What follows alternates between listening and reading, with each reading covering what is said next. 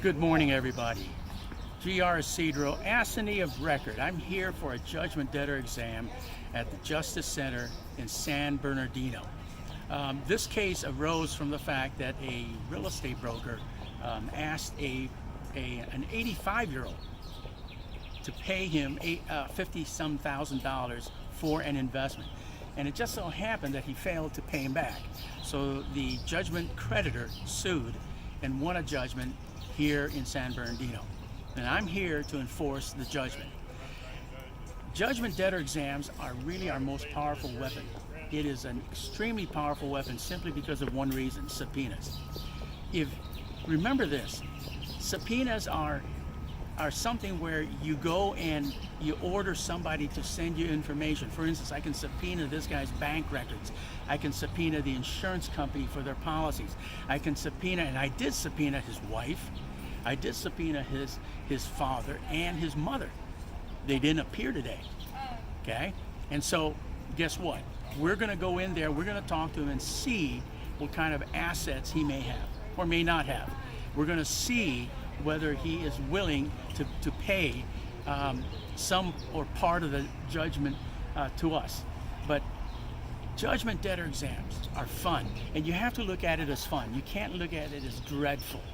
And I look at it as fun because it's my turn to grill or to ask questions. So judgment debtor exam here in San Bernardino Justice Center. I love this courthouse. Look at all the palm trees around us. It's going to be a lot of fun. Hello everybody. What an interesting judgment debtor exam that was. Interesting simply because it was very, very quick. Here's what happened. The judgment debtor and his wife appeared, and but they failed to bring the subpoena documents. And also, while I was asking them questions, he basically told me he didn't want to talk to me or make payments to me because I'm not the original judgment creditor. So because of that, we immediately went to see the judge again. So we got in front of the judge. Interesting. And I told the judge that I wanted the judge to order the judgment debtor to answer my questions. And the judge then, we went into this whole hullabaloo about, do you have an assignment of judgment? And I informed the judge that we do. And her clerk said it was filed on such and such a date. So the judge now knows that I have an assignment of judgment that is filed with a court file. The other thing that's important to know is that the judge then asked me for copies of the subpoena for the judgment debtor. I handed that to her. And then I also handed her attachments 1, 2, 3, and 4. So when we go into a judgment debtor exam, you have to have everything in hand. And I happen to have everything in hand. And so the judge told him that he had to answer questions. In fact, one of the things that she was looking at was the list of documents they were supposed to bring. And she asked, did you bring your driver's license? And then she asked him, did you show it to him? And he answered, yeah, I did, but I didn't show it to him. And then she asked him, do you have insurance policies?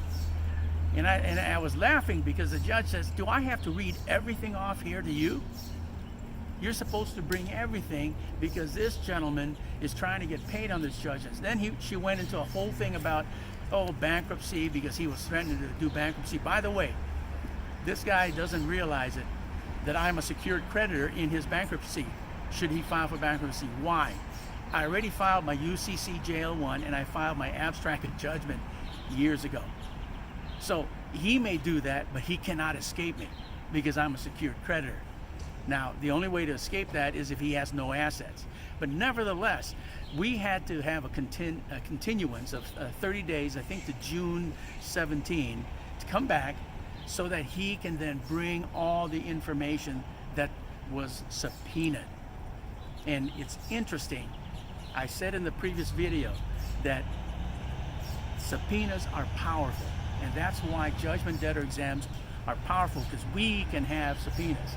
And what's interesting, he told me later on, inside the little room behind us, when we went in there, he said, my wife is very scared.